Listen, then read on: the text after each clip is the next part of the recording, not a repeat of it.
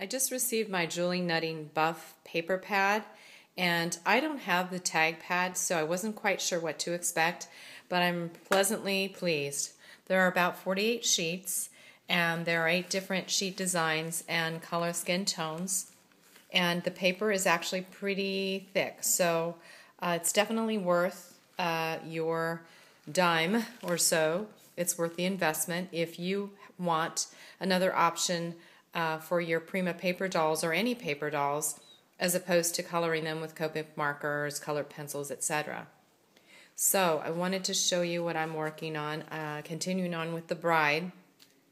In the previous series you'll see more of the details, but this is the dress, and I'm about to create the bride. So I decided only to stamp her torso because I've already backed with a manila folder to give it some sturdiness, and then of course it's got the cardstock and some tulle underneath that, and then the layer of the crocheted lace. So I'm in good shape. It's a pretty sturdy piece as it is, so I didn't want to waste the extra paper that I could be using for a flesh.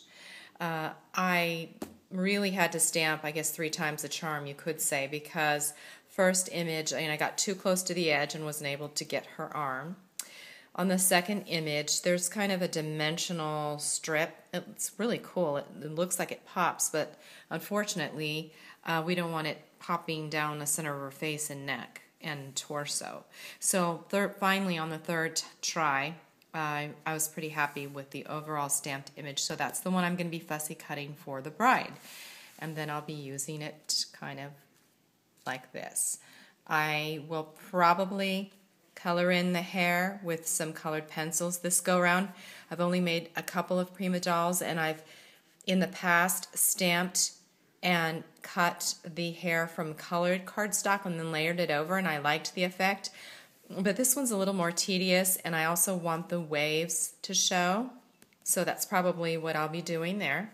So she's coming together, and then I wanted to show you the bridesmaid dress finished. Here it is, and I decided not to use the limbs and the face and head for this, but rather to keep just the dress as the focal point on the bridesmaid's tags, as after all, the bride is the focus. So she will have the rest of the body, while the bridesmaids will have their memories of their dress and the actual day of the wedding to remember.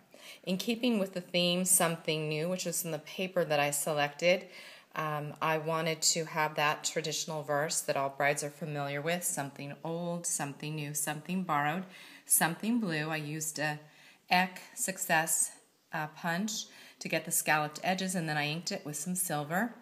I wanted to soften, though, the verse. I didn't want it to be, the full focal point.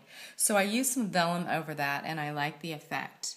And then, of course, I tied in those little crimson daisies with the rhinestone. So you'll see the whole layout on the tag. I'm not ready to share it just yet, but that is pretty much the bridesmaids' dresses are ready to go. So now I'm kind of focusing now on trying to finish the bride. So here she is, and stay tuned for the next video. Thanks a lot. Have a good day.